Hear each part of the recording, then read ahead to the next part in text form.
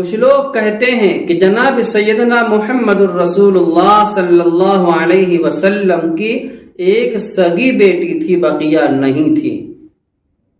قرآن اس کے بارے میں اعلان کرتا ہے، پارہ نمبر 21 سورہ احزاب آیت نمبر 73، یا ایھا النبی قل لازواجک وبناتک ونساء المؤمنین یدنین علیہن من جلابیبہن۔ اس آیت میں پردہ کا حکم ہے، لیکن اللہ تبارک و تعالی نے یہاں بیان کیا ہے کہ یا ایھا النبی قل لازواجک، اے پیغمبر علیہ السلام اپنی تمام بیویوں کو، دیکھیے قل لازواجک، ازواجک اللہ تعالیٰ نے کہا ہے، یعنی جمع استعمال کیا، جمع کا لفظ استعمال کیا ہے، جمع کا لفظ نازل فرمایا ہے۔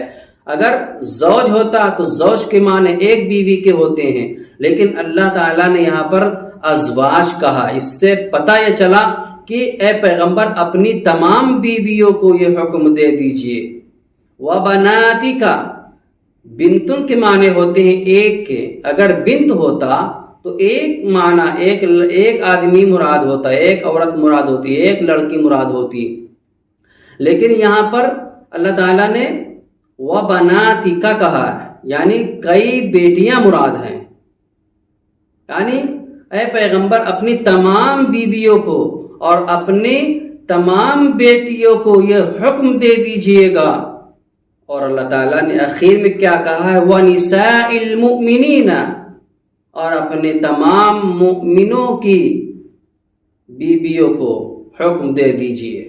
اگر آپ کو کوئی پھنسانا چاہے اور کہے کہ قُلْ لِأَزْوَاجِكَ وَبَنَاتِكَ، یہ جو لفظ اللہ تعالیٰ نے کہا ہے تو تمام مسلمانوں کی بیویوں کے لیے کہا ہے، تو آپ اس کا جواب دیجیے کہ اللہ تعالیٰ نے اسپیشل وَنِسَاءِ الْمُؤْمِنِينَ، ایک اللہ تعالیٰ نے الگ لفظ استعمال کیا ہے۔ بھئی قرآن کے ایک ایک لفظ سچے اور پکے ہیں۔ بھئی قرآن نے اعلان کر دیا تو پھر ہم کون ہو سکتے ہیں کہ قرآن میں نکتہ چینی کریں اور خلاف باتوں کو اچھالیں؟ یہ ہمارے لیے مناسب نہیں ہے۔